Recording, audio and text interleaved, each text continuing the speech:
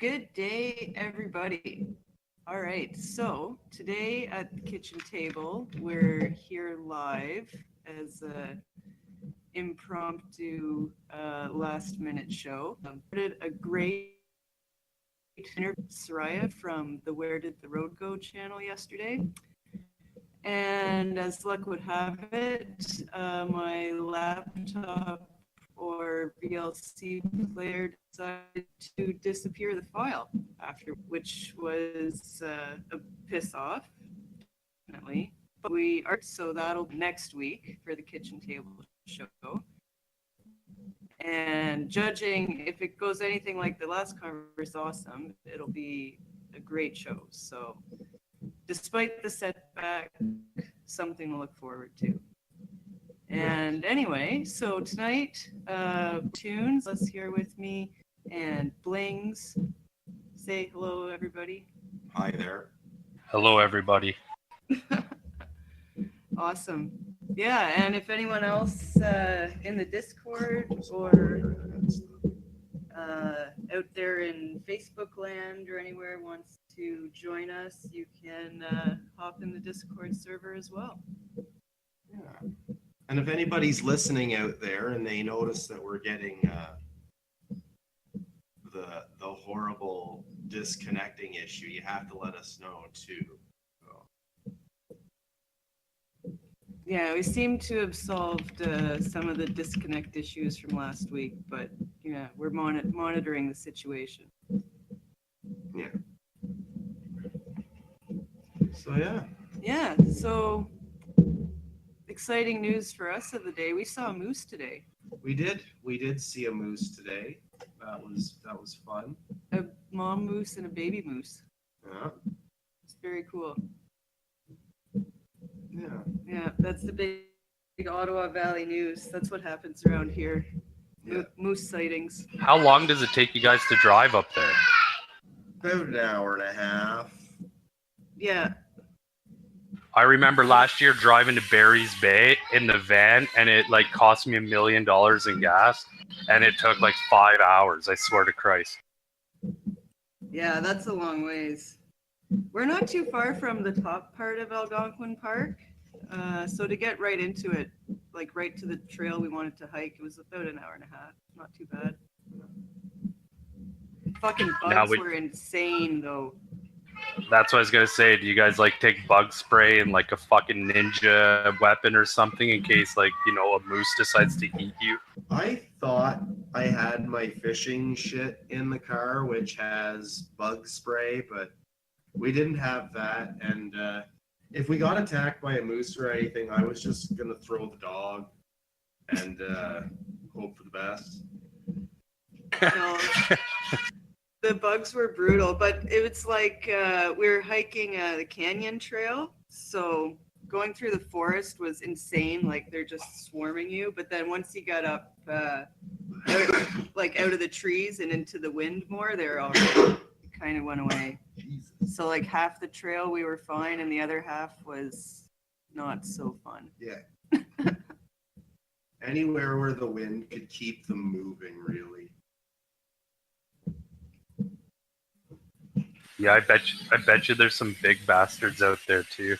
Well, as soon as we got there, I opened up the door, and the first thing that happened was this fucking nickel-size fucking horsefly flew right into the fucking car. I was like, holy fuck, right away. The bugs just occupy every fucking inch of fresh air they can find. Yeah, that was the welcome committee, fucking horseflies.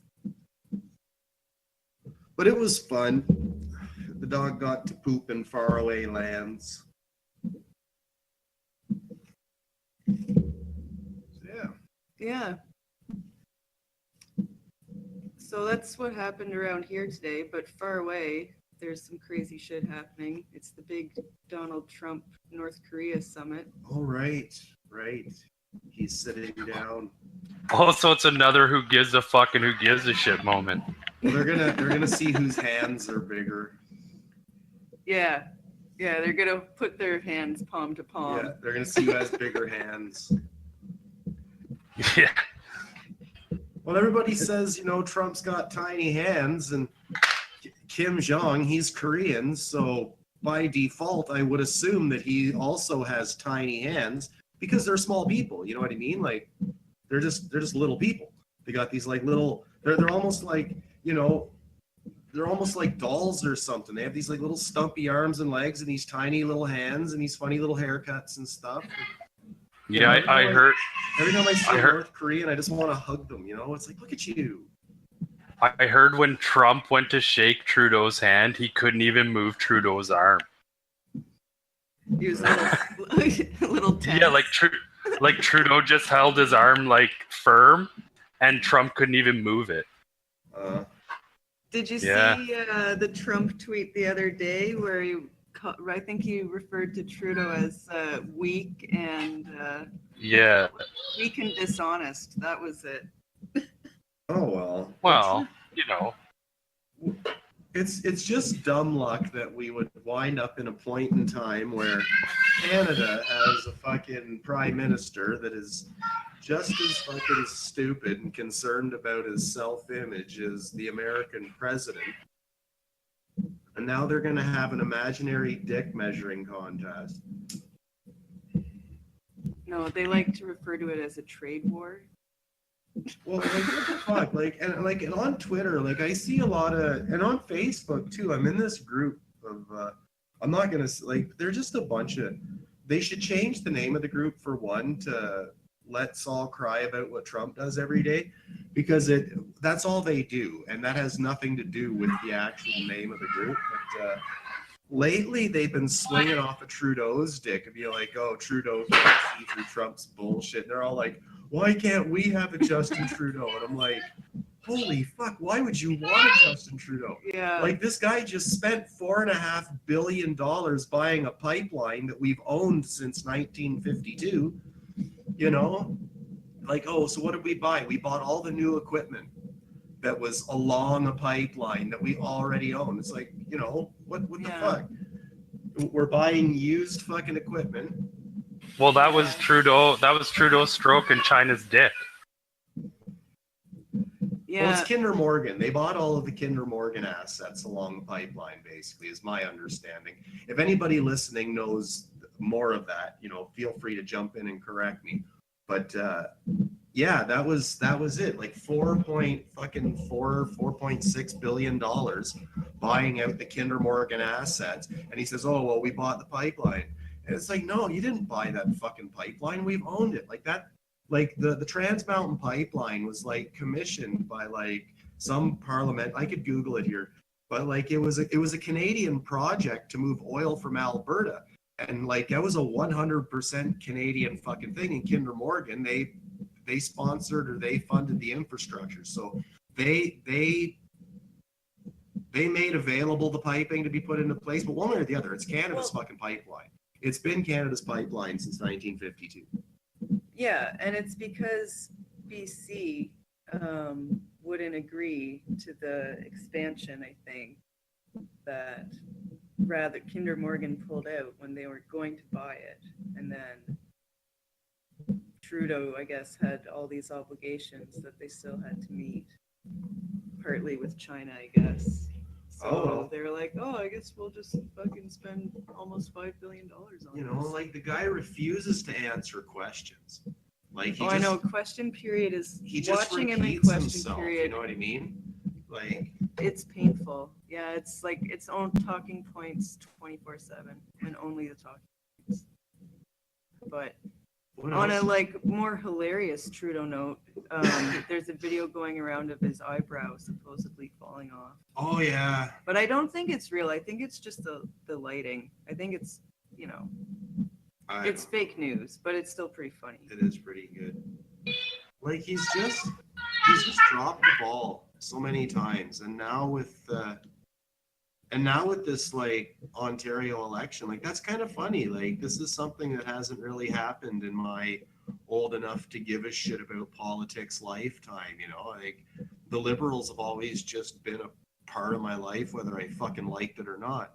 And it's just weird to think. It's like, wow, like as like they don't even have official party status anymore. Like like the times that you're watching the question period videos, you're not going to see like the whole fucking group of them fucking hooting and hollering and, you know, fucking, that's. What did you think of the whole Doug Ford things, Blings? What do you mean? Well, I don't know. Like, did you want to see him get elected? Do you think it's going to be?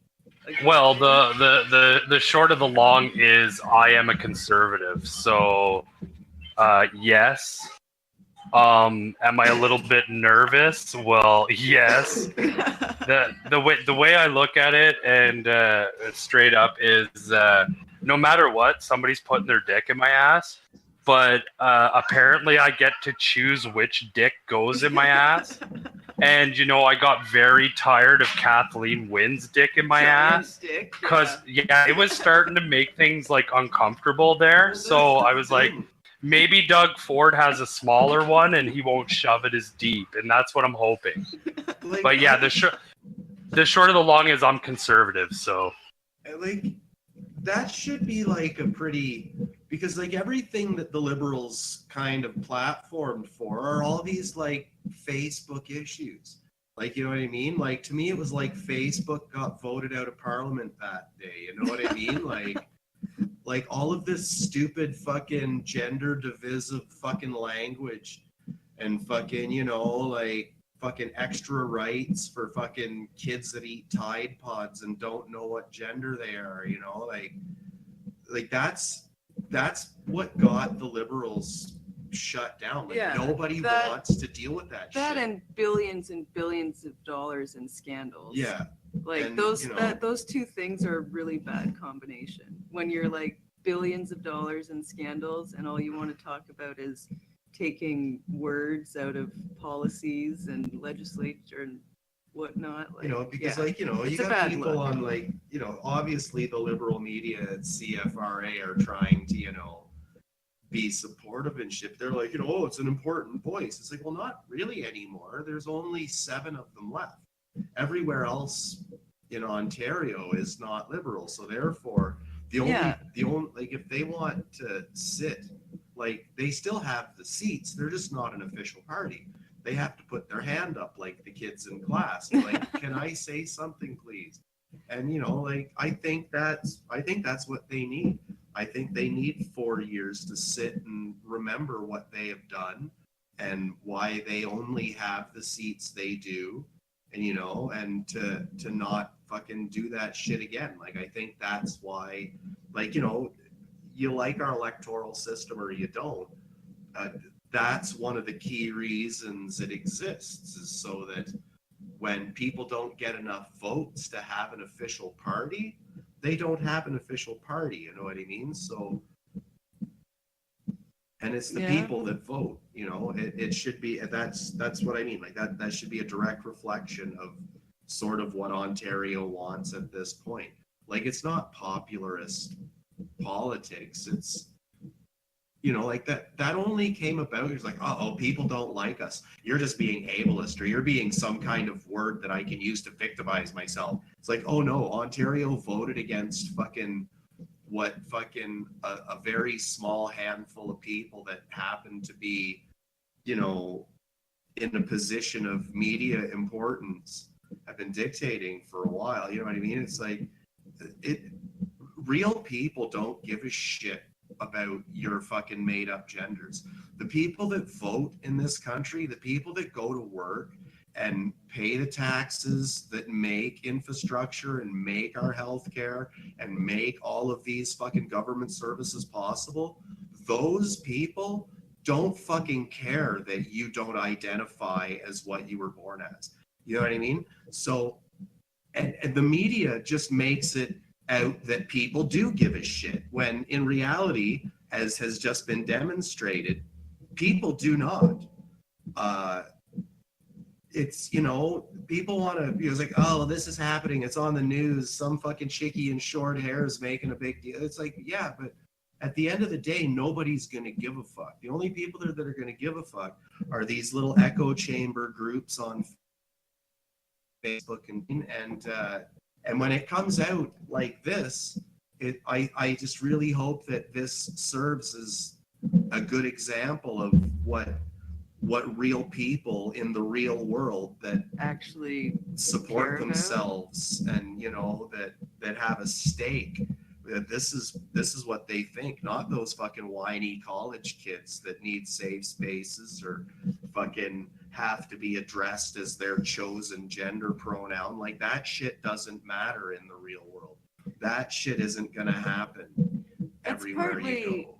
Yeah, that's partly, I think, because so much time, people spend so much time on social media, like these internet things, start to. Well, what really blows me the fuck away is how actual for real politicians, people who have went to school for many years, have sat in the fucking parliament for many years, how these for real, as I like to call them, politicians, stand aside and let fucking actors do the role.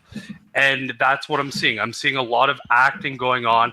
Nobody that's actually in the place of power should or qualifies even to be in the place of power. And for instance, Trump, Trudeau, Kathleen Wynne, Doug Ford, maybe he's just another fucking dude who's going to act all cool and fuck us in the ass. Like, Yeah, you know what I mean? And the thing that bothers me is somebody who's been in parliament for like fucking 35 years is like, you know what? I'm not going to run against this fucking dude. You know what I mean? And stands back. Because that's where it's like about that piece.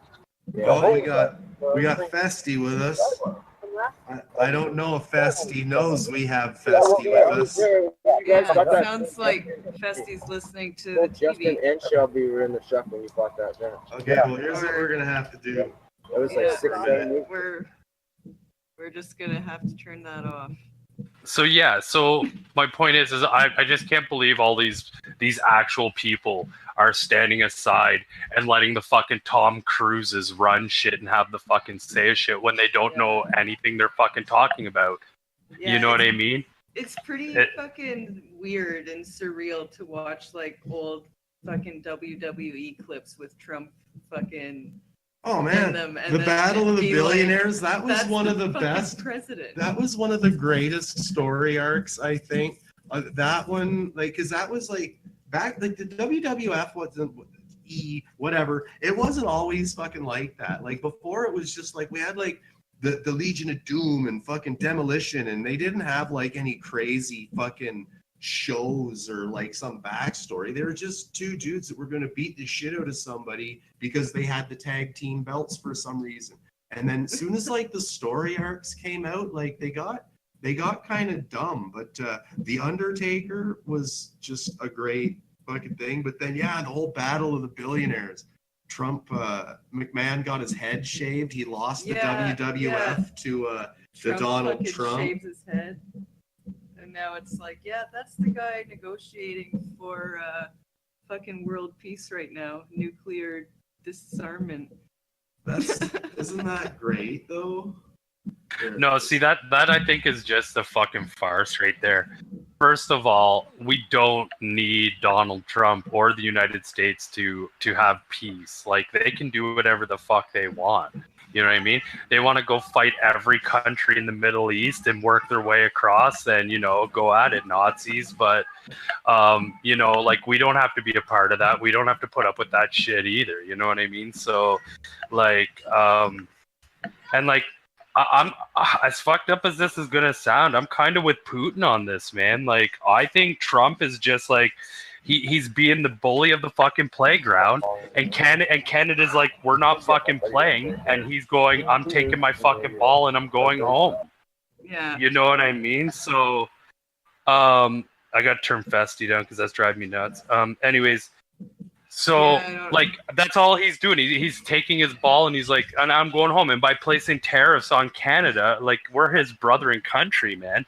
And for him to do that, it's the same as placing sanctions on Russia for not doing what the Americans want them to do. And they're doing the same thing to Canada. We're not doing what they want us to do, so they're placing tariffs on us. So when you don't want to be an enemy of us, we call it tariffs. But if you're our fucking enemy, we call it sanctions. It's the same fucking shit, man. It really is. It's the same shit. And I'm sorry, but I'm kind of with Putin on that one. Like, all Trump's doing is putting sanctions on all his fucking allies. Why? Like, because he thinks his dick is bigger because somebody told him to go fuck himself one day? Like, get over it, dude. Go out. You're 70, what, 2? Go have your fucking heart attack and get it over with. Like, I don't give a fuck. Like, I was kind of happy when I heard Trump was going to be in the States and stuff. I was like, finally, somebody who's not the same as everybody else, and they're going to... Right. But, dude, he's kind of fucking Hitlery. He really is. Like, I want control of this, and then I want control of that at the same time as being the president. It's like, wait a minute. I remember watching documentaries about this shit. Wait a minute. I think it had something to do with Nazi Germany and Hitler. You know what I mean? Because he was a chancellor, and then he took over the fucking army as the general. And then, so what? He's like, I'm going to attack here, and then he signs his own paperwork and fucking attacks. And that's all there is to it. Yeah, so, I remember watching the election when Trump won and just being like, holy fuck, I can't believe, like, it was cool at the time, to be honest. It was like, oh my God, I can't believe this actually happened. Like, I guess anyone really can be president in a weird way. Yeah. Like, well, me and this guy used to work with that at Bucky's fucking Kevbot. We have a bet. Like, he doesn't like Trump at all. He's not a Trump fan, but he likes him because of the same sort of reason that I do and what Brian does. He's not a politician. Like, you know, as much as people are gonna hate what I'm about to say, he's like the closest thing to like just a normal dipshit American that they've had in the White House since I've been alive. Like, he wasn't groomed for presidency. He was never a senator. He was never the mayor of a fucking town. He's just some jackass with a fucking shitload of money, right?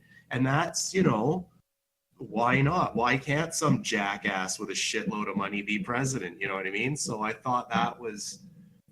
Well, it was time. It was time for that, and that's why it happened. I truly believe that. I really honestly do. Yeah. I really, really do. Like, everybody says that like fucking Russia was involved in the elections and da and all this shit. But you know what, man? We all know it goes deeper than that. And like, I'm not going into conspiracy crazy shit, but I'm just saying that not every government is fucking legit. There's not one single one that exists on the whole entire planet. You know what I mean? They're not truthful with their people 100%, and that's all I'm saying. And I think it was time for just like you said, the average fat ass American to be president and not some fucking actor or, you know, some lawyer or whatever the case may be. It was time for the Donald Trump straight up to be the president. What? Like, 'cause he's gonna have his own agenda, you know, like he's gonna have his own interests, you know, because he's a citizen, right? Like, so like he's got a shitload of money that he's got to worry about. So I think it's gonna be good for America in the sense that he's gonna, because he owns businesses, he owns a lot of really big businesses, and so I think it's gonna be. I think as long as it's in his personal best interest that America does well, so that his companies maintain. It hasn't been such a warmongery presidency so far. Obama came in with Predator drones and fucking. Yeah. No, you about how much Obama actually fucking bombed. Rick and Morty does. Anyways, No, you see, Trump's a businessman and he's smart as fuck. So where you say that America doing good is in his best interest, I don't believe that's necessarily true. Because if I was a smart ass businessman and I ran the fucking country and I could dictate what the rates and shit were going to be, what I would do first is I would flatten everything out. So then everything's cheap as fuck and everybody sells their shit out of stock. Then when there's nothing left and I've held on to mine and the price goes through the roof and China wants that boatload of shit, I'm going to get a fucking premium for it. Don't think Trump's a fucking idiot, man. Don't think for a second. You know What what I I- mean? Like, See, what I thought he'd do coming in, like, since now he's the president, right? And, like, those are, like, his American dollars now. I thought he would, I thought there'd be more action towards the Federal Reserve. Like, I thought maybe Trump would do something to end the Fed and turn America's dollar back over to, like, the Bank of America or whatever. You know what I mean? Like, well, see, what I believe when it comes to that is that Trump is afraid of dying, and anybody who fucks with the Federal Reserve seems to find their head on the backside of a Cadillac. Or the floor of a fucking kitchen. well, I suppose. You know, like, and if you look it up in history, anybody who said they're gonna end that shit has ended up getting their head blown off. Huh. Is that coincidence or what? Well, no. Maybe they had information that could lead to the arrest of Hillary Clinton. Maybe by saying he's going to end the Federal Reserve, the people who own the Federal Reserve just have enough money that they can just pay people to shoot the head off the person who says they're going to fucking end the Federal Reserve and then make some more money the next day. Yeah. Well, they do I have never- a lot of money. I never expected Trump to do anything that drastic. But, I I mean, I thought never he really would even at least- expected him to build the wall. No. I mean, that was kind of... I kind of expected him to start, though. I Well, expected apparently he's built a fence. A nice... a giant test fence. Yes, some fences have been constructed. Prototypes, I guess. Yeah, you could but I say. expected there to be more hubbub around those. You know what I mean? Like, I figured that, you know, there would be, you know, like a big Wait. marked fucking line, or he would. Wait a second, though. Just wait. Does his fence perhaps go up to like 30,000 feet in the air? No. Okay, well, stats are telling me right now that 67% of illegal immigrants in the U.S. come on airplanes. Yeah. Not across the border Yeah. on foot. They come in airplanes. They So land unless in the it's middle of the desert.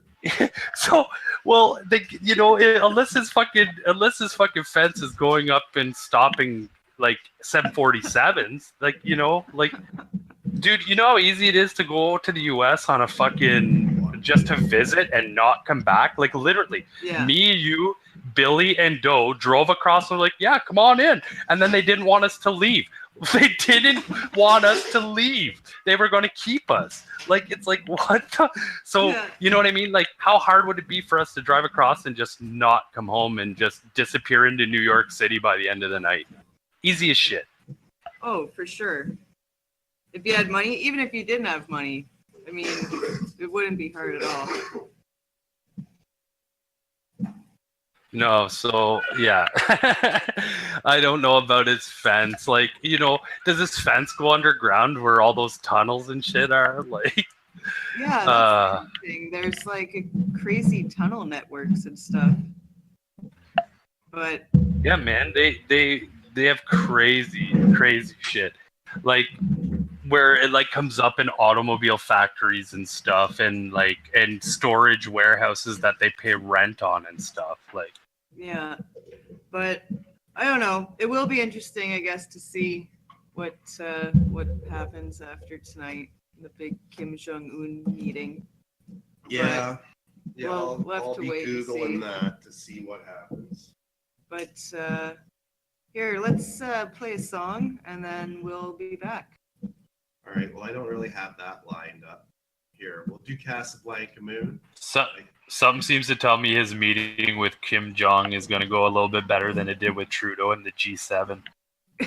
Probably. I hope it does. And Like, hopefully, too, yeah. you know, like I'm not a big fan of politics and shit, but like it would be nice to see an American president have an outcome good with you know the Kim Jongs. Holy fuck! I got the gas. I just ate 2 fish burgers, so they're all trying to get out. But yeah, Fish like burgers. yeah, man, they were on sale. They were like fucking $2 for 4 patties, or like 50 cents a fish burger. I'm like, so even if they suck, how much can I complain about a 50-cent fish burger? You know, It's fish. well, the mayo and the lettuce. It's, you know, it's kind of like McDonald's, but on bread. But yeah, I figure he'd be the first one of the American presidents to fucking deal with North Korea in a long time, isn't it? Yeah, I don't think Obama Yeah. got too much accomplished. So I think if that would anything. be a good feather in the man's cap. But anyways, this is Casablanca Moon by Slap Happy. You're listening to. Why am I doing kitchen, your? I don't know. That's all right, because you're handling. You're the DJ. You're in control of the tunes. So this is Kitchen Table, and we'll be right back.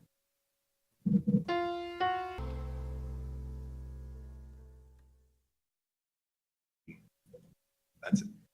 Okay, so that's an old Slap Happy tune. That's one of my favorite, actually, obscure albums of all time. They're like an old 60s, 70s band.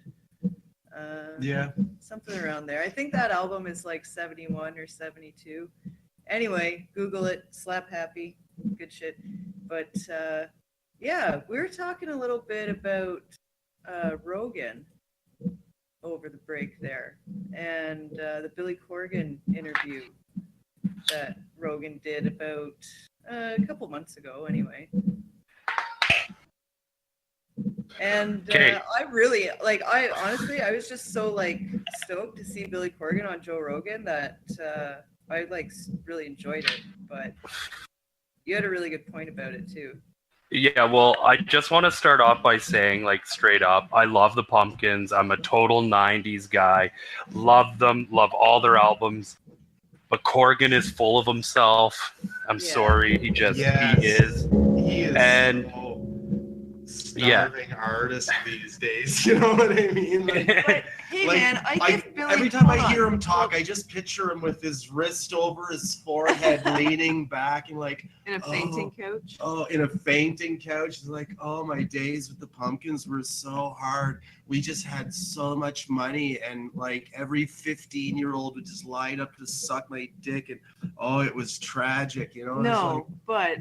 Yeah, Corgan is a really annoying, whiny artist in a lot of ways. But I give him huge props lately because he actually does all these awesome podcasts like Joe Rogan, and he's been on even fucking Alex Jones. He did some good Alex Jones interviews, whatever you may have to say about Alex Jones. But he's been super pro free speech and anti SJW, which I also appreciate. Yeah, I do so, but it's just. When I hear him talking about the music, I guess, I don't know. I'm not, I don't have a band, so I can't. So, anyways, my point being is, okay, so before I go on, everybody needs to know right now that during 1994, when Kurt Cobain apparently blew his fucking head off with a shotgun backwards, so on and so forth, Billy Corgan was fucking his wife. And Cobain wanted to divorce Courtney Love because she was fucking Billy Corgan behind his back, and he knew about it. Supposedly she had been dating or fucking Billy Corgan before she got together with Kurt as well, I think, if I remember my rock history correctly. Yeah, so it boils down to, on Joe Rogan's show, Billy Corgan said, and you can go Google this or look it up, go to Joe Rogan whatever. Anyways, and Billy Corgan said that he knows a lot more than people think he knows, but he's not willing to talk about it. And Joe Rogan didn't press him on it, which I thought was really weird, seeing that Joe Rogan presses everybody on everything. Even UFC fighters, and why didn't you hit him with the right hook? And he didn't press him on it. And Billy Corgan actually brought it up 2 or 3 times, if I remember. It's almost like he wanted Joe Rogan to ask him about it so he could just free himself of that fucking demon. Now, before I go on, I have one question for you guys. Okay. Do you believe Cobain offed himself, or do you believe there's more to that fucking story? I don't know. I wasn't like a huge Nirvana fan either. So when I found out that he'd shot himself, I was like, yeah, whatever.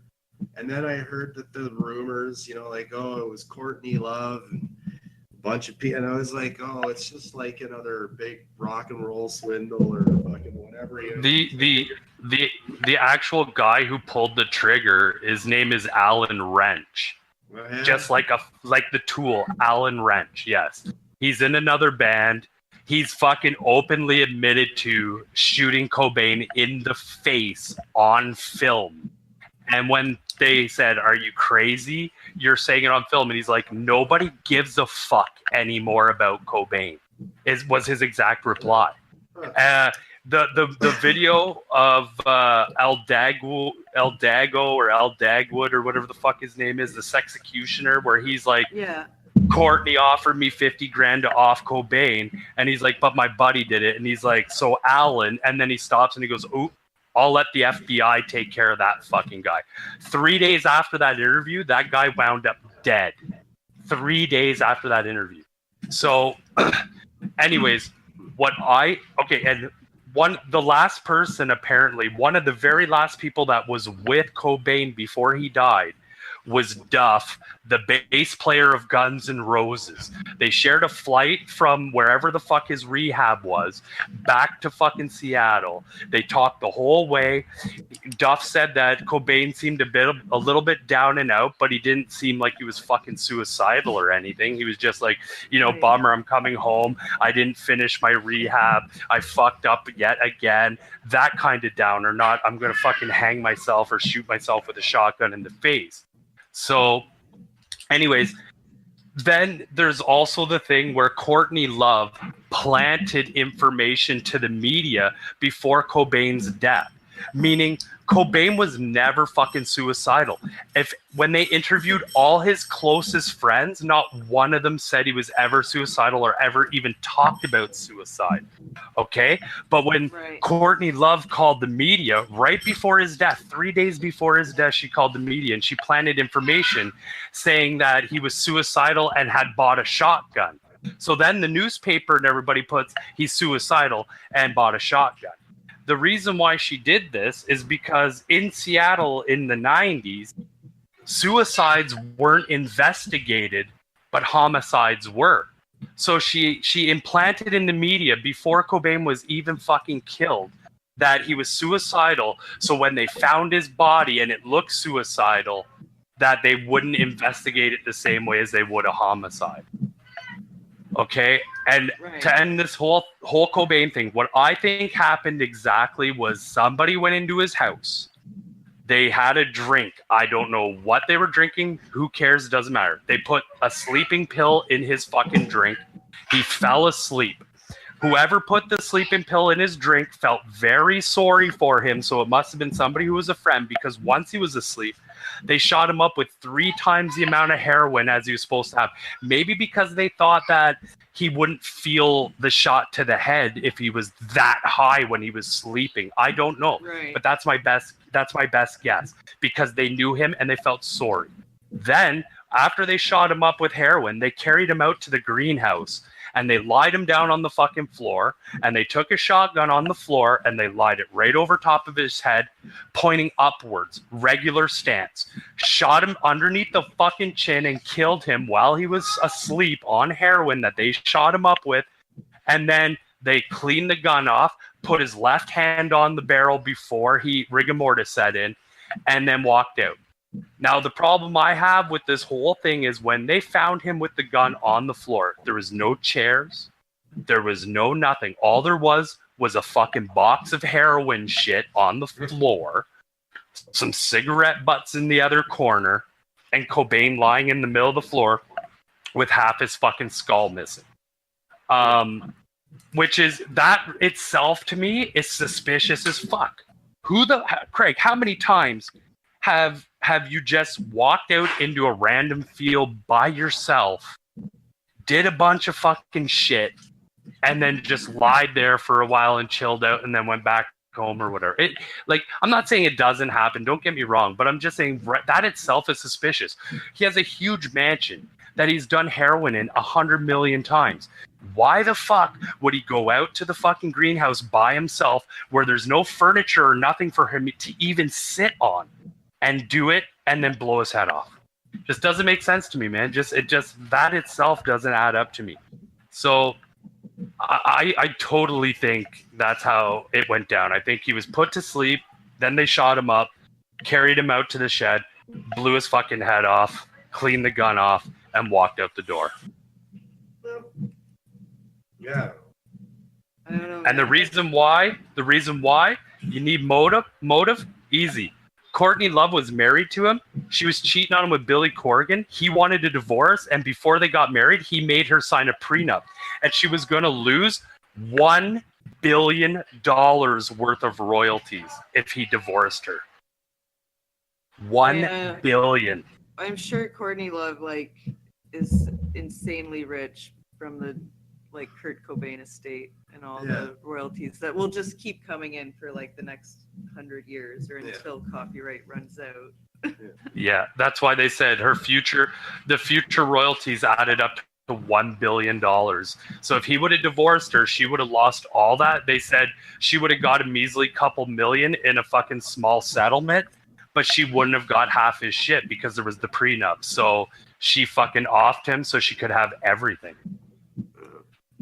Yeah, well, I watched that documentary. I can't remember the fella's name who made it, but it's that, that Who Killed Kurt documentary or whatever journalist guy did. There's a few of them, but I think you're talking about Soaked in Bleach. Okay, probably. But yeah, because it had that interview with this executioner guy you were talking about, where he says that Courtney offered him, and it's the one where they go and interview her dad and all these other people in her life. Yeah, her dad even thinks she did it.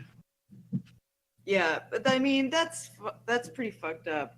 But Courtney Love has said a lot of terrible things about her dad too, about him being psycho and abusive and a drug addict and all these things. So I don't know, man. It is pretty fucked up. It's kind of like the JFK thing, I guess, in a way. Yeah, but I don't know. I honestly believe someday we're going to find out the truth. I think someday somebody's going to say something to the wrong person or something, and we will find out.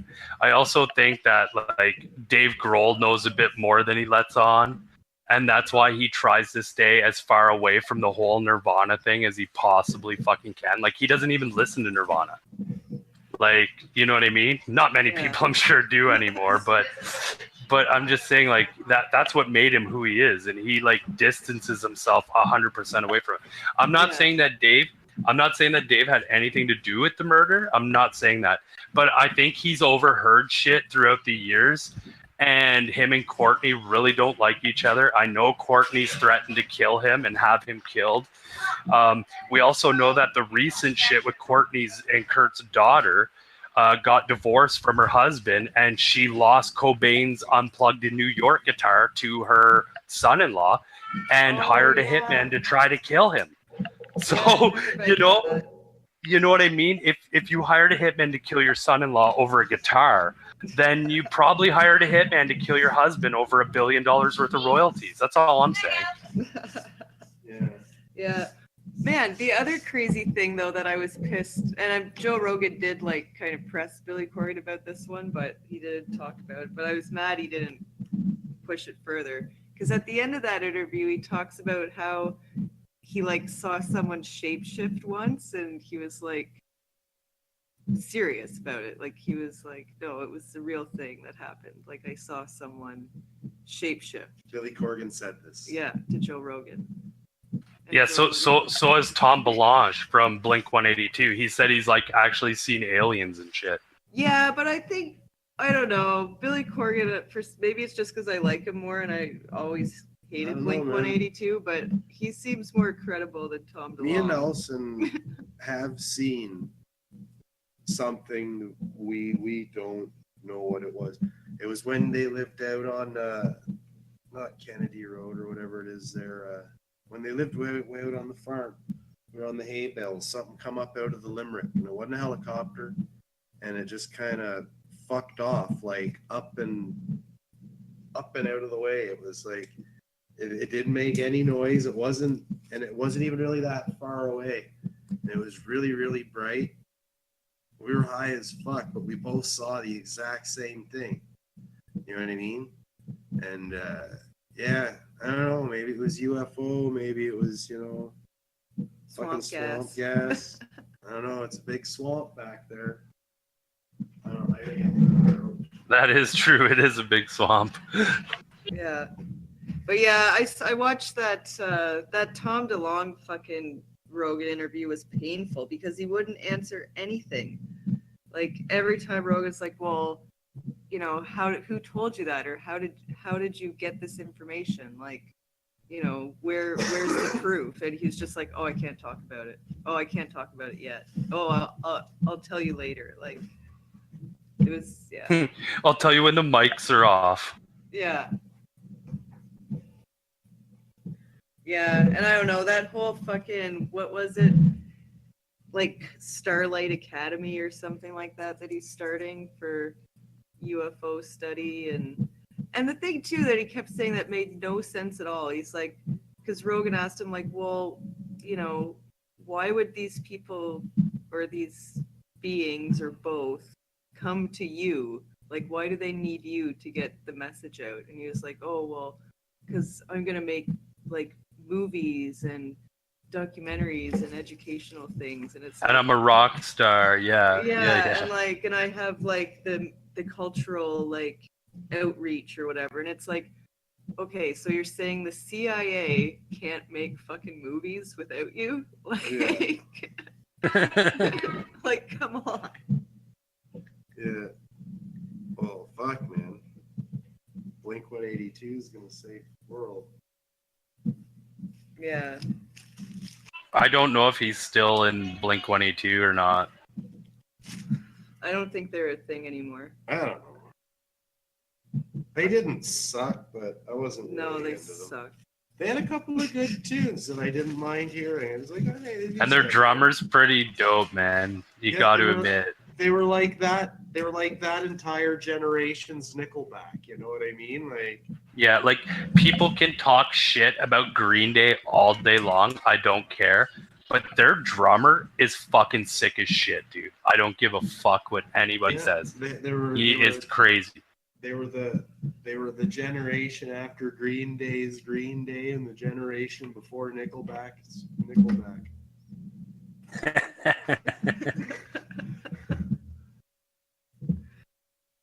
Fuck.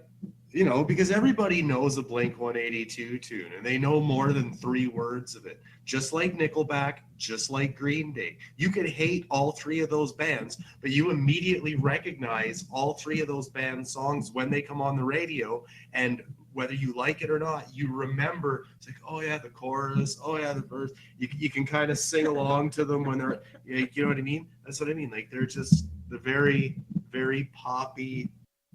So it's like Blink 182. They're my least hated of that generation's. The mainstream punk pop? Yeah. Yeah. My least hated. I guess there was Dude, worse. Because then there was. I'd play that for. I would play that shit for the money they got. Wouldn't care what anybody said about Don't get me wrong. I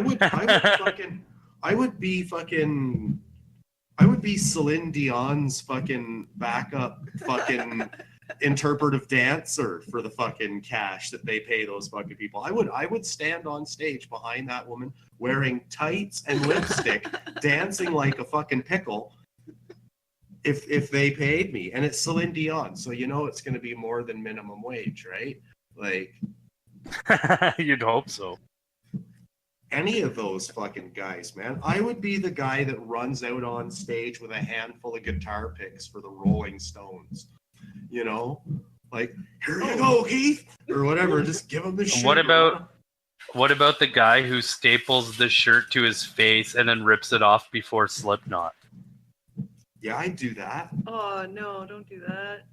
That guy is fucking not hurting for cash. I bet you they don't pay him enough. Yeah, they probably don't. But like, there's They gotta probably be get other- him pretty drunk and high and shit, though. Like, he's probably so high when he goes up there to do that he can barely stand up. You'd want to be. You want to be. I don't. Yeah, maybe I wouldn't do that. Like, cause they use like a pretty heavy duty stapler. Oh yeah, he used a construction stapler, stapled the shirt into his face, and then he didn't pull the shirt outwards from his face. He pulled the shirt downwards towards his chin and out of his face. That way. Like the opposite direction of the staple. And then Slipknot came on and like lit shit up. It was awesome. Wow. Yeah, I wouldn't do that. I've changed my mind. On second thought, eh? So, I would learn how to yodel Oh if yeah. it made me the fucking. Hey, you know, If I it bet made me as popular as that Walmart yodeling kid. fucking yodeling is way harder than you would think. I bet. I bet you it is. And yeah, we're going into hour 2. Do you want to? What do I don't know. Okay, yeah, we could throw a tune on and then we'll come back and see what to do. All right, so this is Secret Chiefs 3 with a really awesome track that I can't pronounce. Akra Matcha Mary.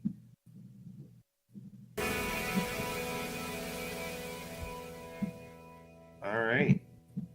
All right, so that was Secret Chiefs 3. And very, very cool instrumental track. Yeah.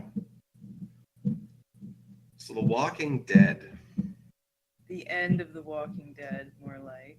finally. Well, fuck, but it should have gone out with a bang, and it's going out with a fucking. It's like, going out with the whimper. Negan thing. See, that's what fucking pissed me off about the comics. Like, I stopped reading the comics when I got tired of this Negan bullshit. Like, and because Negan in the comics wasn't really a good guy, like, put out that way. Like, he was just, look, this is how shit is, and Rick didn't. So it was different in the. It was different in the TV series because I got to like Negan in the TV series. Like Yeah. I've always said that. Like when Rick meets up with Negan's bunch, it's, you know, like they kill all of fucking Negan's guys, like all of them. Just so it was kind of like Rick stumbled across somebody that had their shit together well before fucking Rick, and that's all Rick's been doing. He's been traveling the fucking country, finding small groups of people, getting them killed, and moving on, rather than just staying in one fucking spot and trying not to get everybody killed. Like, so now he's come up with Negan, who's got his shit together, and like they've taken him. You know, you see he's got all kinds of people. There's workers, and he's keeping people alive and stuff. You know, like whatever. You don't like that whole sort of fucking way he runs things, whatever, but it's better than Rick just getting entire colonies fucking wiped out because, hey everybody, I'm Rick. Well, they definitely have, I think, been pushing the, like, you know, Rick is just was like a Negan in another time, you know, kind of parallel between them. But it's just the fact that they went and announced that Andrew Lincoln is leaving next season. They shouldn't do I shit feel like was that. like the biggest spoiler ever. Oh yeah, spoiler alert, if people don't know. Chandler Riggs said when they fired him, he said The Walking Dead's ending a lot sooner than everybody thought, like knew. And when he was questioned on it on this other like website chat thing, he said it was going to end at the end of season 9. It will be totally over. And he said because Maggie's leaving and Rick is leaving because both of them haven't signed new contracts and they didn't want to. Fuck. So, yep. And he said that like months ago when his character got wrote off. So they Yeah. fired Carl because he was a shit actor. Well, whatever. I don't know why they fired him. Weird. Maybe he was doing too much coke on set or something. Yeah. Well, it was It's a like- possibility. I don't know. I think they fuck themselves. Like, I guess probably because the ratings have been going down. like successively over the last couple seasons. But Yeah, they went from like the craziest ratings of like 25 million viewers or something like that, like Super Bowl status shit, yeah, to like regular TV show. like they were breaking records and stuff, and then it petered right off. So I mean, I don't know, but it's their own fault. Like the writing got bad all of a sudden, or like the pacing slowed down so much that it was like it wasn't even like the same show anymore. Yeah, it's like all the good writers went over to Fear the Walking Dead for a season. Yeah. And I'm being honest. Yeah. Yeah, Fear has been a lot better this season so far. And last season it wasn't too bad either. Like this season 3, I didn't mind it either. Yeah, season 3 was a lot better than I expected. But you guys are 2 episodes behind. So if there's any arseholes out there listening and want to ruin the show for Martha and Adam, they can call in or whatever and tell them how last night's episode went. Yep, that's your incentive. That's what you win. You get to ruin my evening. The mid-season finale, you can ruin it for them right now. Yeah, I can't believe you haven't seen it on Twitter or YouTube or anything like news feeds. I don't follow stuff like that. I follow like a couple of bands and shit because like I want to know if they're gonna be playing shows in like Ottawa or Toronto or something like that. I follow like sketch artists and anime artists and stuff just because I like colorful things in my Twitter. But I don't really keep up to date on. I just pop open Google News and I see it. Like I'm not even really as up to speed on, like I just found out that they're going to be doing another Bill and Ted's Excellent Adventure. I think you told me that. And isn't that the coolest shit? It starts filming next month. Isn't that so cool? It's actually Keanu Reeves and that other and Billy, whatever his name is. Yeah, man, that's gonna be totally cool. Oh, what did they say the name was gonna be? Hang on, Bill and Ted. I can tell you what the storyline is.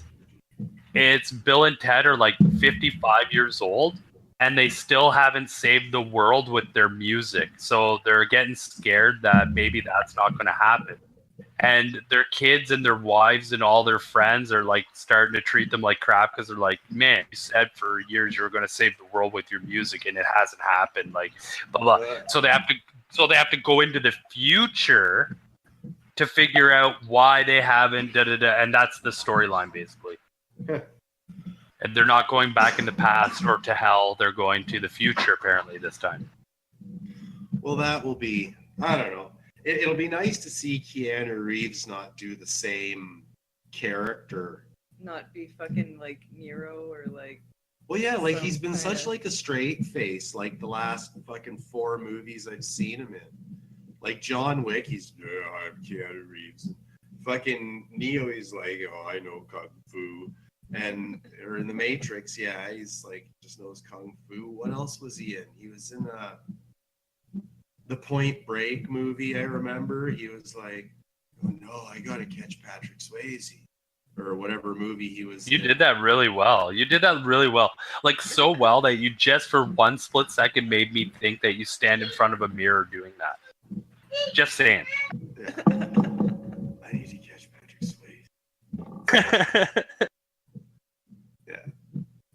But he's like that in like everything but Bill and Ted's Excellent Adventure. He's like, excellent. Like, he's like smiling and joking. There was something else too he was in where he wasn't a total fucking, I'm Keanu Reeves though.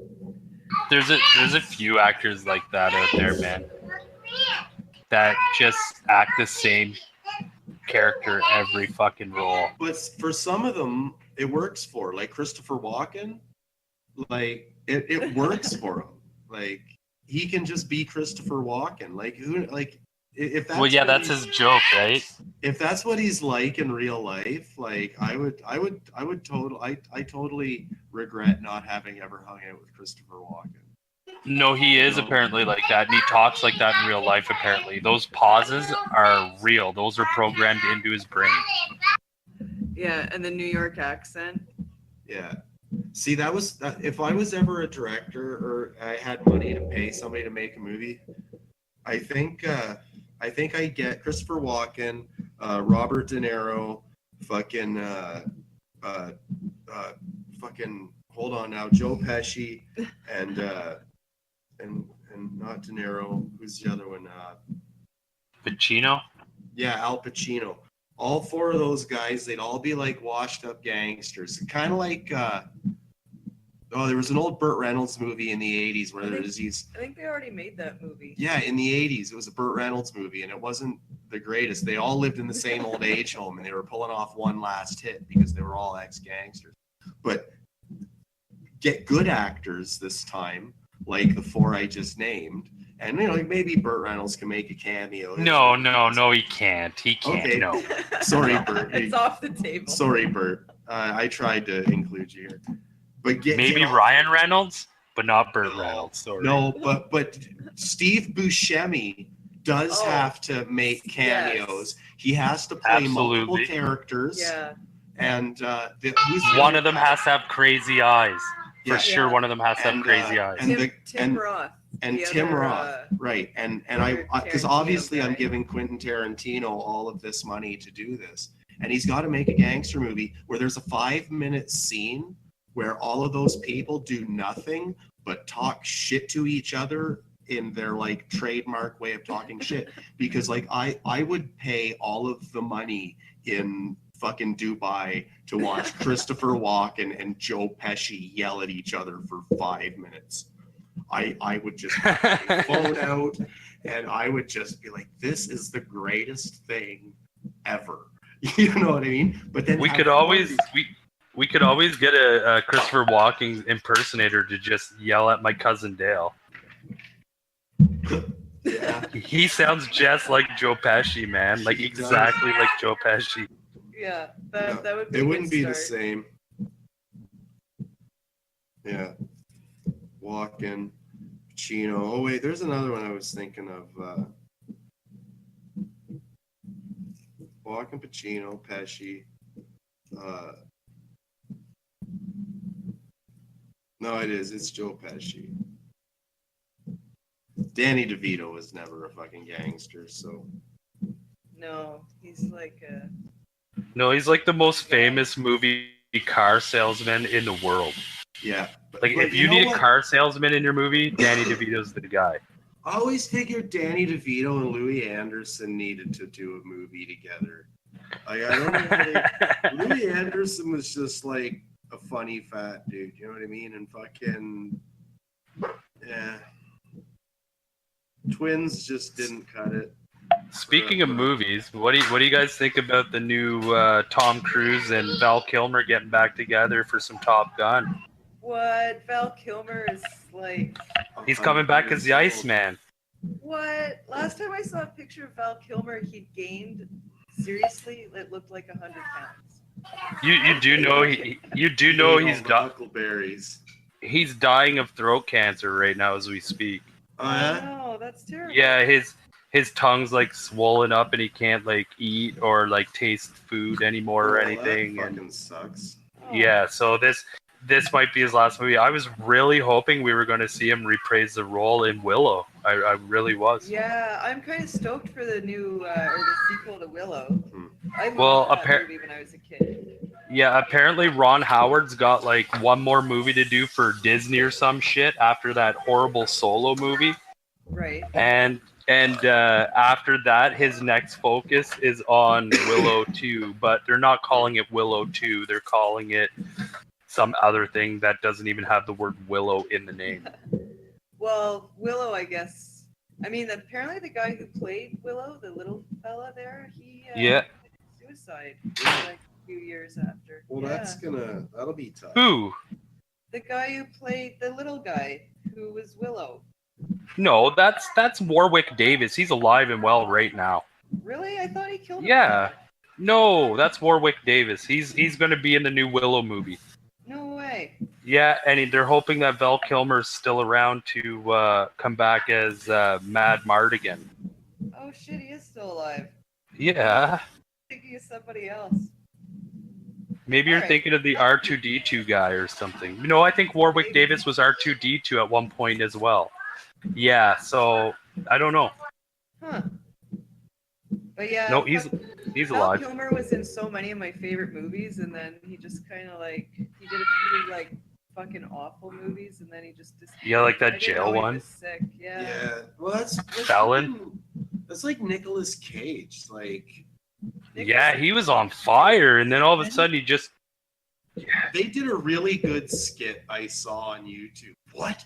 A baby is also a cop, but he's also a mechanical dog? I love it. Let's do this movie. Starring me, what am I? I'm a cucumber? I think that's great. And that, cause like, yeah, like what the fuck was Wicker Man? Like, I can't, I've watched that movie a couple of times, hoping that I missed something. You know what I mean? I'm like, maybe there's some crazy Hidden secret. Yeah, maybe there's some weird I see dead people twist or some fucking shit. But no, that's just a horrible fucking movie. And like a lot of people didn't like Con Air. I thought it was a really good movie. I love Con Air. I thought love it. The Rock was a fucking really good movie. Love The Rock too.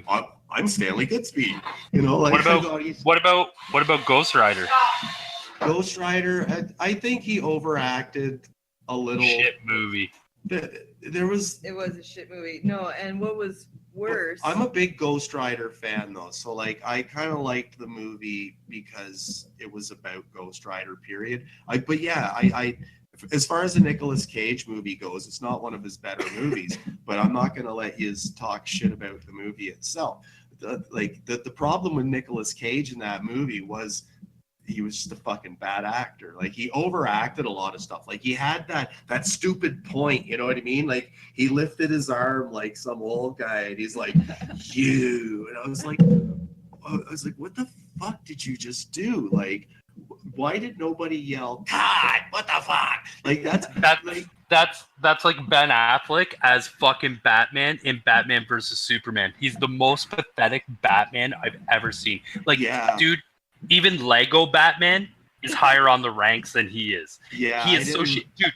He had to grab onto the back of the truck in that scene with both arms, and he pulls himself up into the truck like an old man. He goes, ugh! And they show it like it's like, where's the editor guy? Why didn't the editing guy cut that fucking scene out? They literally show him grab on with both arms and has to pull himself into the back of a fucking truck. And we're talking a money truck, like a Brinks truck that has a low ramp and everything. And he didn't look like a superhero at all. Batman would have jumped into that fucking truck. He wouldn't have pulled himself up into it. Are you kidding me? He's going to fight Superman. Like, that's another thing that sucks about that movie. He knows he's going to go fight Superman. And the first scene they show him doing as soon as he finds out he's going to fight Superman is it shows him lifting weights. Dude, it's fucking Superman. No matter if you lift a building, it's fucking Superman. The thing about the Superman, we'll call it a friend. The problem with Superman is he is Superman. Like if anybody's ever played like any comic type role-playing games like the Marvel Universe, it's kind of like the Silver Surfer. Like, what do you do against somebody who is essentially an elemental, or in Superman's case, who is basically a god? He is capable of traveling faster than the speed of light. He went back in time. Exactly. He can shoot lasers from his eyeballs with his heat vision. He can blow. He can freeze you with his breath. He can jump over the moon. Yeah. He doesn't need to breathe oxygen. He can catch missiles and shit. In the comic universe, in the comics, as Superman was developing throughout the ages, there was literally nothing he couldn't do. They literally given Superman every conceivable superpower that wasn't, like an obvious kind of, like a Spider-Man's shooting web fucking whatever, but like he'd done everything. Like, yeah, he'd been capable of time travel. He could fucking he X-ray vision. He could hear fucking everything. He had fucking sonar fucking, hearing, and so what the fuck was bulletproof? He's bulletproof. what the fuck was Batman gonna do? Like, He was a vigilante that was rich, is all Batman is. So the real fight against Superman and Batman would have happened one of two ways. It would have happened like they would have been standing face to face. Batman would have done something to strike Superman, and Superman would have shot his eye lasers into his face and melted his face off. Yeah. Or Superman would have just rushed him really quick, faster than he can blink his eye, and punch him once with a hammer punch downwards and just crashed his whole skull and spine at the same time. Or just like fucking, just Rock him, give him like a fucking, just fucking take him up, like just a body slam. Yeah, give him a Goldberg spear and just like keep on going until you're in outer space, and then just let him go. And you'd be like, "See ya, bat bitch!" Like, like. I hope you can hold your breath in that little tin fucking can you made, bud. Punt him like a football into the sun. Yeah. Like literally into the sun. Just throw him into the sun. Yeah. I mean, but it's kind of like it's no more or less ridiculous. Like, don't get me wrong, I love Batman, movies. But Superman would fuck him up. Seriously, how is it's not really any more or less ridiculous than the other versus, like Alien versus Predator, fucking Freddy come on now. Jason. Alien versus Predator. Like, they're all ridiculous premises. No, Alien versus Predator, like, I don't know, maybe you don't, like, I don't know a whole maybe lot. Maybe you don't Alien and Predator enough. But like, as far as those two characters go, like from the two movies, like one of them, like now after we've seen the follow-up and like how the xenomorphs came to be, like we know like they were genetically engineered to be like the hunter killers that they are, and much like them, like they're fireproof, they can breathe in outer space, they don't need air, they're not. And then you have like these predators that are just like uber hunters. They have like super strength, like they're all Andre the Giant. Yeah, evolved hunters. They have fucking invisibility cloaks. Yeah. They have like CDs that they can throw through your face. Yeah. They can see in any light spectrum. Any light spectrum. They can hear in any sound spectrum or decibel. Yeah.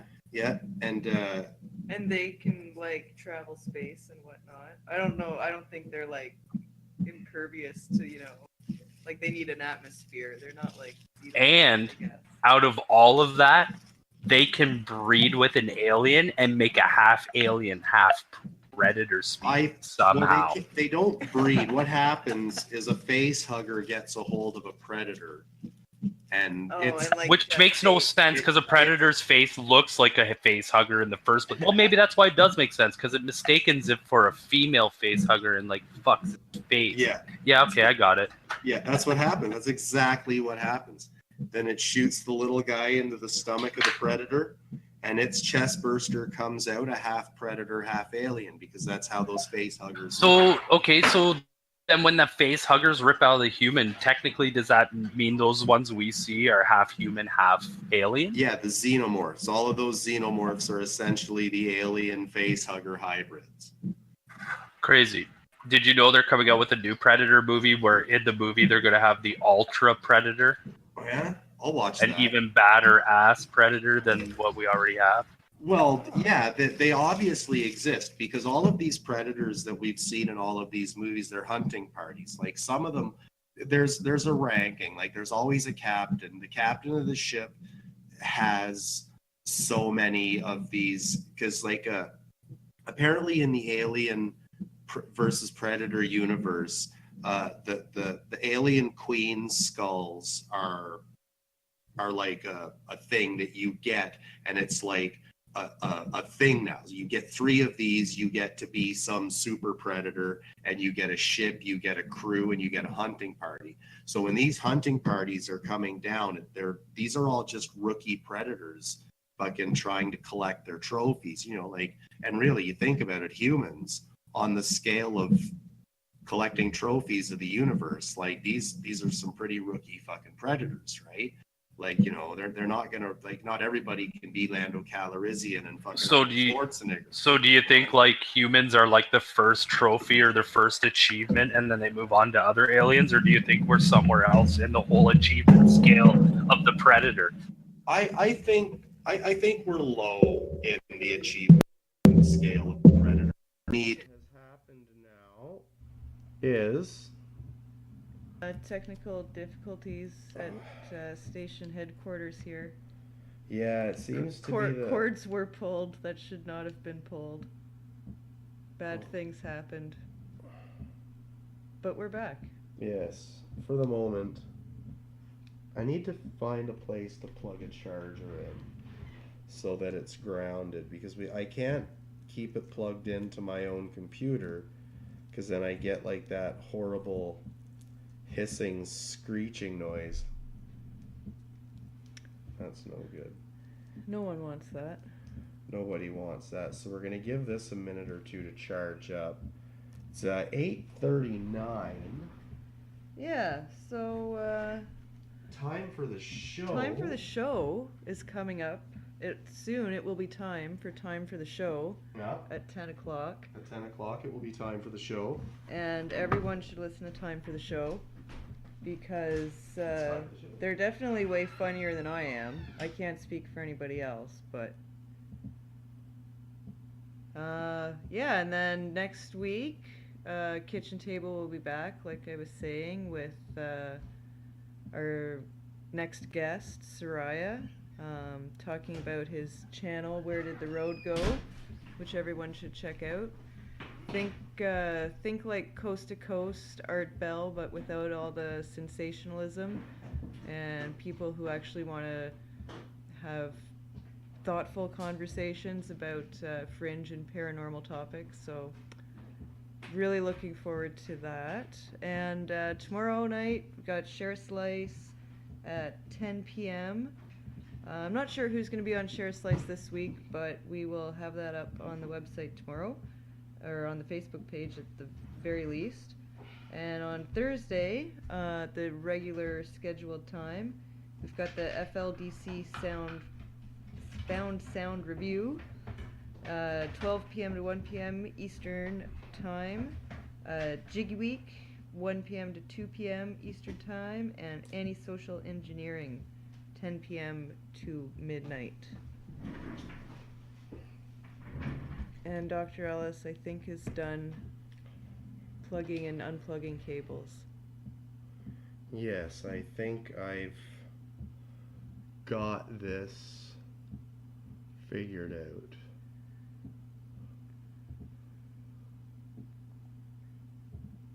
The battery is moving a little faster, which is good.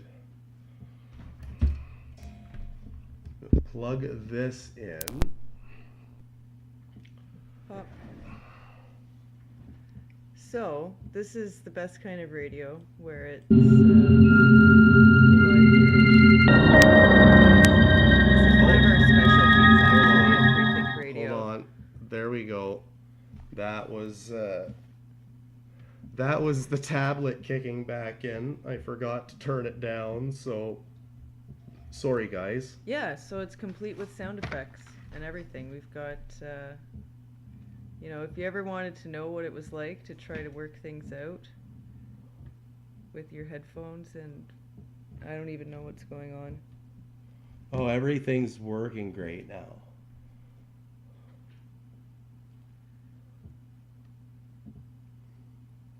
Yeah. This thing just needs to stay on its own charger, you see. It needs to stay like on a charger that's plugged into the wall and not a computer, because the computer's going to have that crazy staticky feedbacky noise that nobody likes. Right. So now I got one of our old LG chargers down there, because all that's plugged into is the thing for the record player, so it should be fine. All right. Well. Hold on, we're almost there. Oh, all right. I'll give it another second here.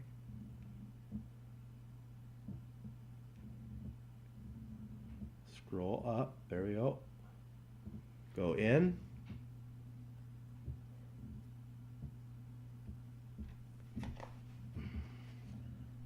All right, so we're gonna do this, and let's see what happens when we do that. I hope you got a helmet on. We're good. We're good. It's got a helmet on. It's on securely. Yep, we're good. Okay, we are all back on Freethink Radio after a minor fumble of the audio stuff. Yeah. So it's a live, like kind of like a behind the scenes look. Like we broke down the fourth wall for everybody. Yeah, and that is how fast I can get shit back online when I need to. Oh well. It's taken literally years of development to come up with the serious array of cords and adapters and plugs and microphones and stands and apparatus to just have like a fail safe for every possible fucking angle, you know what I mean? And if you pull a cord, it all falls apart. Yeah, it just wasn't charged. And see, look at this. Here we go. We're already up to 1% just by having it plugged into a normal charger. We're getting no feedback. Beautiful thing. Oh, and I have, I filtered the joint in both ends.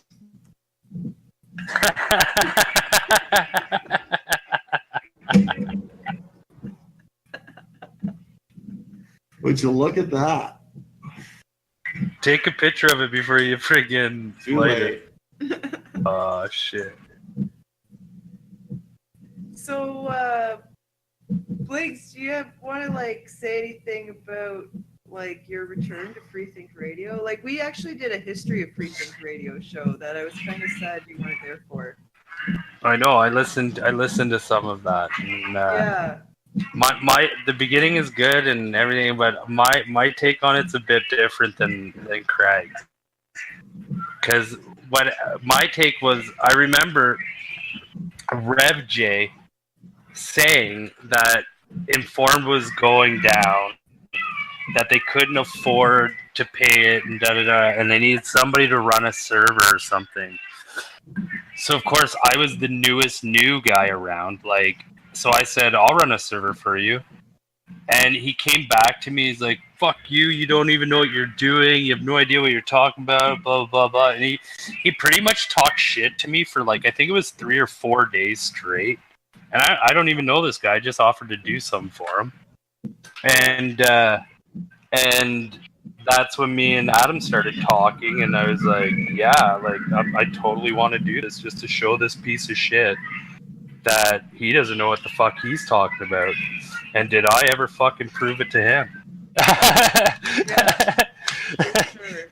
Yeah, you know, so he's like that guy from Florida. He kind of fits that stereotype that, you know, the Florida man does something fucking stupid and ridiculous. But yeah, I mean, it was just I was offering to help him out because I enjoyed taking part in it.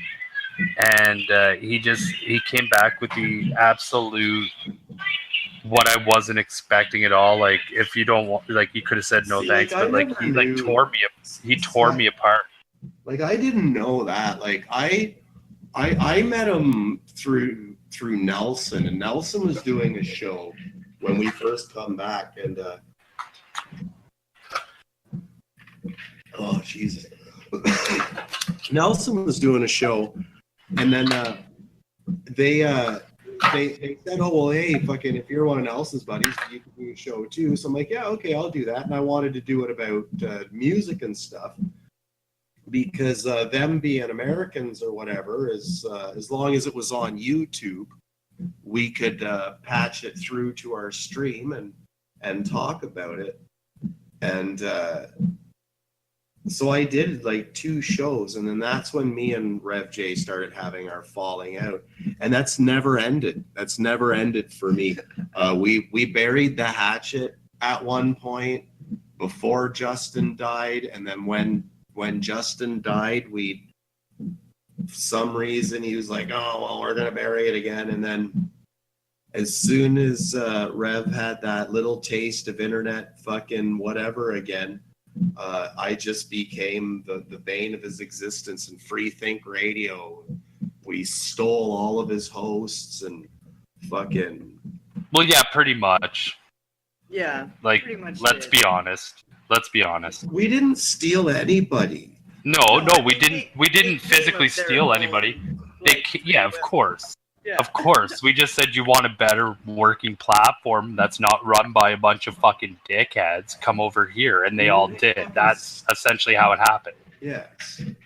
That's exactly what fucking happened. Yeah, but I thought too, like, you know, Blings should get his say on, like, you know, how it all fucking. No, but that's how it happened for me. Was Rev J for 3 days told me I offered to help because they were getting ready to close down because they couldn't afford the server and everything. And I was like, look, I'll run a server for you.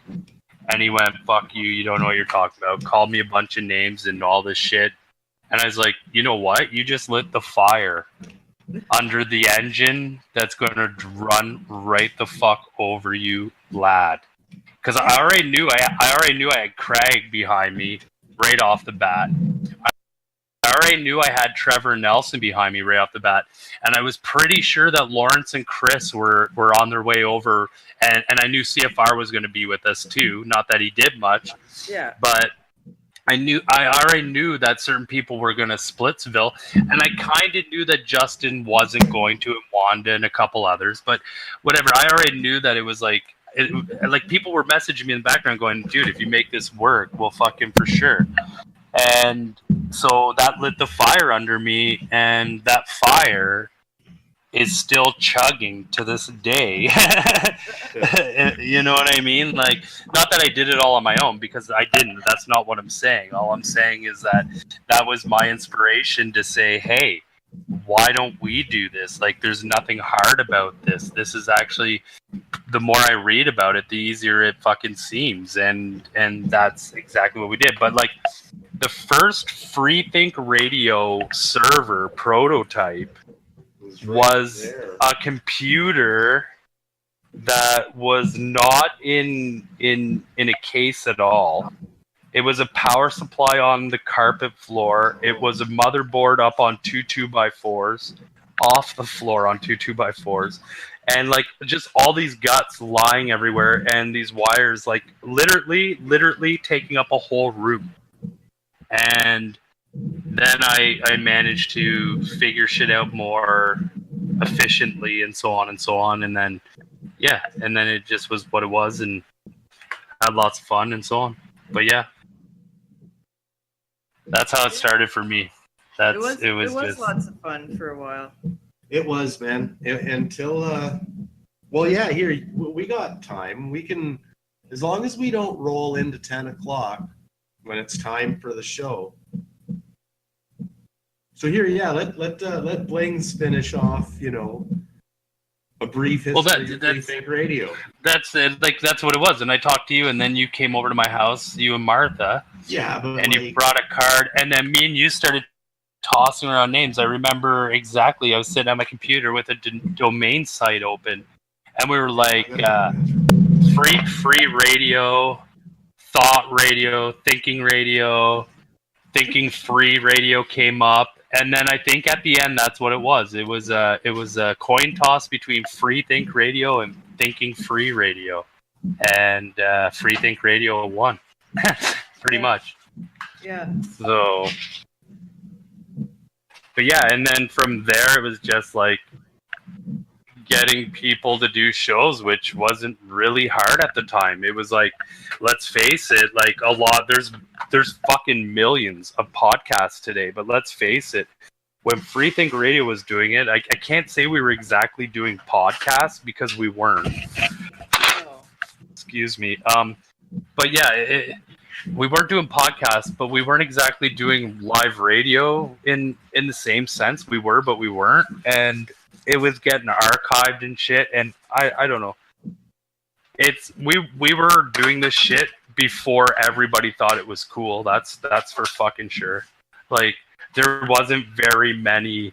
Like, don't get me wrong, there was other radio stations doing their music shows and their DJ hours and all that shit. And there was there was also a few radio shows doing what we were doing too, but it wasn't like it is today. Today, it's everywhere you look, somebody and their dog is hosting a podcast or a radio show, right? So anyways, it was easy getting hosts. And the pain in the ass with Free Think Radio back in the day is most people don't know this. And that's that Free Think Radio actually had a producer running behind the scenes like 24/7. And when I say 24/7, I'm not exaggerating. Like, when you listen to your radio station, FM or AM, doesn't matter. There's always a producer sitting there with those people talking. And he's the guy playing the music, and he's the guy setting everybody up and doing all that shit and all the sound effects. And Free Think Radio have one of those.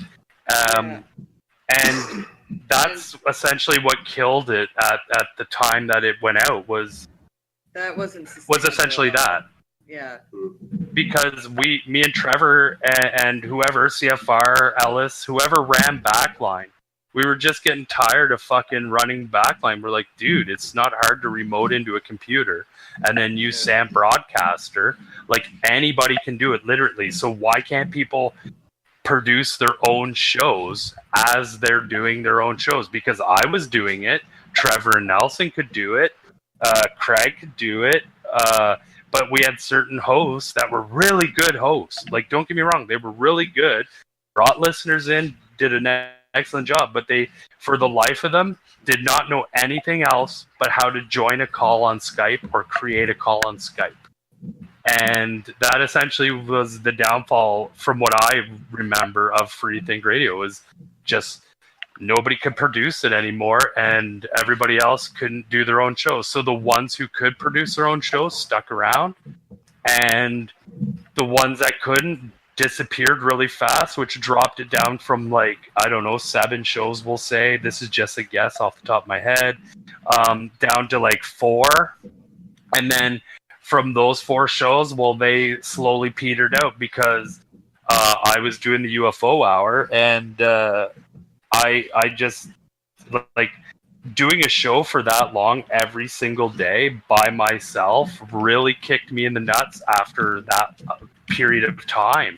And I was finding it very difficult to come up with stuff that I haven't already talked about. And at the same moment in time, my perception on aliens and conspiracies and everything was actually changing at that exact moment too. So because I do not believe the same stuff that I do from when I had my show. Like, there's podcasts or whatever you call them on YouTube under Free Think Radio, and they can stay there because that's cool. I don't regret nothing. But there's shows there where I talk about aliens and them building pyramids and stuff. I don't believe that. Humans built the pyramids, man. Let's face it. They really fucking did. And anybody who thinks that they didn't, you're just insulting your own species, man. Like, we really were that smart back then. We really could do that shit, believe it or not. Right. And back then I didn't believe that shit. And, like, I believe, like, aliens have visited Earth and shit. And today I'm really quite skeptical about aliens coming to Earth. But I've read a lot more shit since then. I've watched a lot more shit. I've listened. Plus, you just... Some things are just you change. too... I mean, yeah, of course. Then you change. Holy shit. There Yo, you boys. Anyways, so yeah, that's essentially what happened for me, man. And at that point, so my show dropped off, and then everybody just kept fighting on open forum, and so that fucking petered out. Harry went and said, I don't want to do radio anymore. I'm going to do fucking TV, which is cool as shit. He fucked off. And then there was Nelson and Trevor left. And, when you're the only fucking engine on the radio chugging along, it's very difficult to be the only fucking show and still maintain quality and people paying attention to what you're talking about. And you know, it becomes a point in time. It becomes a point in time where you have to decide: is it worth it for me to be here every day at the same time doing this, or can I just do it whenever the fuck I want over Facebook and get more people to actually pay attention on Facebook? And Yeah, that's essentially what happened. like doing a 2-hour show 5 days a week, like all by yourself, is not. Yeah, like that's really tough. So that wasn't gonna last, and especially like you said, having one person or just only 2 or 3 people that could run the back line. Like no one wants to be tied to their computer literally 24/7. No. So No, that's why I like it the way you guys have it now. Is like, if you don't know how to use mix, then you don't know how to talk on a radio, pretty much. You know what I mean? Like, which Yeah. is that should have been the staple of everything back in the day, but it wasn't. And whatever, man. It was what it was, and it was fun as fuck. And yeah, man. Yeah, and it was a learning experience. But yeah, I think like I like the once a week for a show right now. That seems to be kind of like a happy medium. yeah, when you look things up online about it, they say that the good start off point is like 4 shows a month, once a week, maybe 5 if you want to have a Like an recovery. Yeah. Yeah, so it seems like Nelson's joined us, but he can't hear us, or because we could hear him, but can hear Yeah, you now. we can hear you now. There you go. I gotta turn him back up.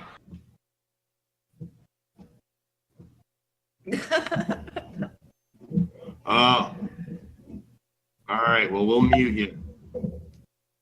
Figures. Shows up to say he'll be right back. Yeah. Fucking classic. He's at the kitchen table and he didn't bring dinner? What the fuck? Yeah, Yeah. yeah. Shows up to the kitchen table and then leaves to go get food. Probably rode the short bus over. Yeah. Well, if Martha keeps the same work schedule on Saturdays, I will be doing a show. The short bus, the morning short bus, from the parking lot near where I work, where I can get Wi-Fi. So the short bus has sort of become a thing. There you go. So anyways, to get back to the whole return to Free Think Radio thing, All right. is I don't really have much to say about it, because I still have to we have to sit down, me and my wife, and build out a format and so on, because we want to do it as professional as possible. It will be done in pre-record, unless stated that we are going to be doing a live show, which, in case when we do a live show, we are probably going to be live on Free Think Radio and live on YouTube at the same time. Awesome. But it is going to be pre-recorded. I'm going to edit it all down, sound effects, all that stuff, theme song, my sound bites, and this and that. But we're going to break our hour or 2 hour down to like sections or segments, and we have yet to talk about that. But the show is essentially going to be about late night sweet talk. It's going to be about love, life, and everything else. And it's going to be, that's what it's going to be, man. So I figure, why not? It's a change. It's something different. And we're going to air our podcast probably on FreeThink first. And then a day later, you'll be able to download it on the RSS feed. Because, we're probably going to go with like Podomatic and have a paid for RSS. And they also do your website for you and everything. So easy. So that's all I can say about that. Cool. Well, I think that's awesome, and I think it's like super cool because, you know, you were like there for the beginning of Freethink Radio. I was Like, there it right. wouldn't have started without you. You're instrumental. Yeah. But yeah, well, I don't know. I think Craig should be making some money here, and that Craig doesn't believe so. So you know, Well, I know back in the day. I am. I fucking hate that shit, man. Like, I know back in the day we used to always say like we're never gonna make money, blah blah blah. But times have changed a little bit since like 8 years Well, ago. I've started throwing together a newspaper. I've been collecting various free prints. You know, like you go into Subway, they got those free magazines and shit. And I've been looking at different types of print and shit. And Did you know Joe Rogan's doing a newspaper now too? Really? No. Oh, fucking Major League Baseball fucking strikes again. Jesus. No, I'm serious. He really is. I read it the other day and I was like, fuck, Craig just told me that he wanted to do that shit. And now I'm seeing that. Yeah, maybe I'm wrong. Look into it, but I'm pretty sure that's what I seen was Joe Rogan's now doing a little newspaper thing. Well, like, what I think would be optimal for Freethink is to make enough money where it could be like a serious, like I don't know, like a good platform, like a, you know. Well, I don't like.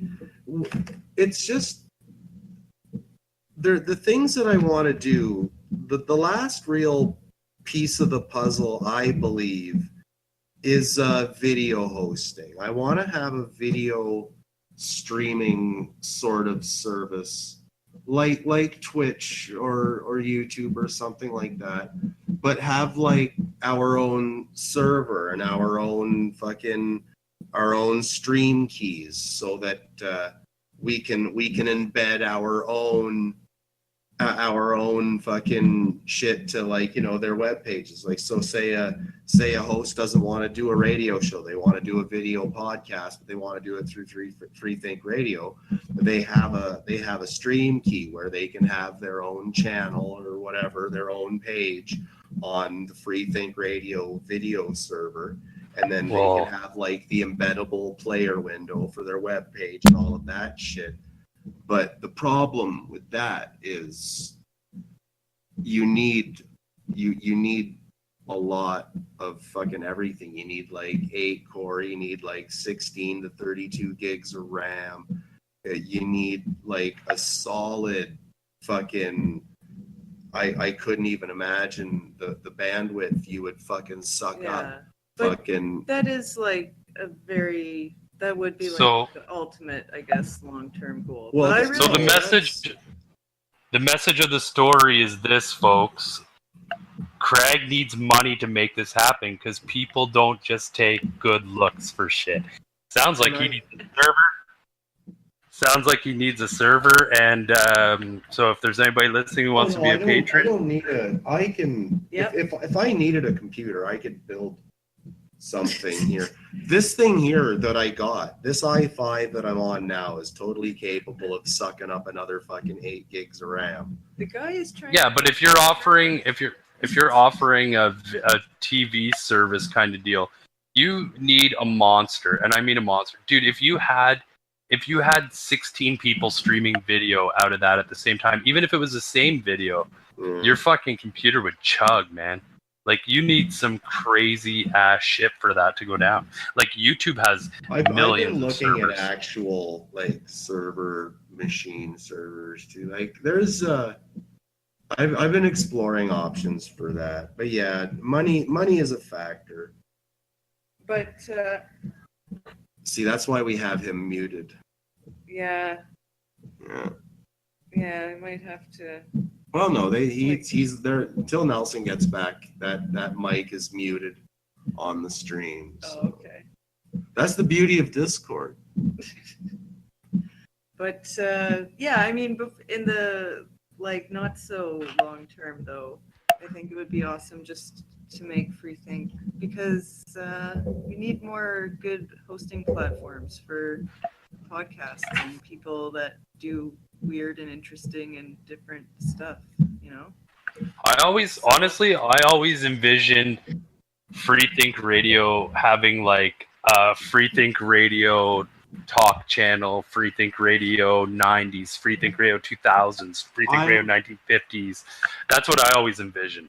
Like an actual radio station where you can listen to 50s and 60s and 70s and 80s, and there's a different station for each 10 years. You know what I mean? And then the original talk one. Like full commercial radio style like that. Like I listen to all sorts of music, but like when I think of myself as FreeThink Radio, the music is like it's the shit that we grew up listening to, kind of like that skater, fucking thrash, death, punk, just like that really kind of weird shit that, you know, and the UHF and the fucking pump up the volume, that's all, you know, that's all kind of like that's all kind of influenced me in what I've been trying to what I've been trying to do since the reboot, you know what I mean? More towards the UHF than the pump up the volume, but and I mean in general, like it would just be nice to see more original content on FreeThink all round. So that's why I think the newspaper is a really cool idea, because it'll be a way to kind of like maybe reach more people or get more people interested, but also once it is printed, that's like what graphics and truth be told, that's how I'm going to justify the Patreon, is with the newspaper. You know, if people want to support FreeThink Radio through the Patreon, I will get a newspaper. I will start printing and sending out a newspaper. A newspaper or a magazine. I haven't totally decided yet, but you will get a print fucking piece of media in the mail. I do think it would look better as a magazine, but newspapers are just kind of cool. And they're cheaper, yeah. But yeah, so that's kind of the thing I'm like. Yeah, so the Patreon, the Patreon reward level will be like reflective of the print and shipping cost. Like if the Patreon will work, I will send you a paper. Well, I think at least 300 people have to subscribe anyways, or you know, the paper will just be a money pit. Unless we can give out all of those papers, then it's just going to be another thing I've tried. I'll draw Stickman cartoons for it. Well, yeah, anything. Definitely, yeah, man. We've been anything. We've built like 4 pages so far. Yeah, but we're getting close to it's time for the show time. Yeah. So it's time for the show. Yeah, I think I'm gonna play one tune now on Martha's Kitchen Table that I tried to play in the parking lot, but for some reason the broadcast myself doubled the speed of it. Oh, weird. So it was like the Chipmunks. It was such a Chipmunks cover. Yeah, it does that to certain podcasts too. That's weird. Yeah, but this is a Toronto funk group from the 1970s called Dr. Music.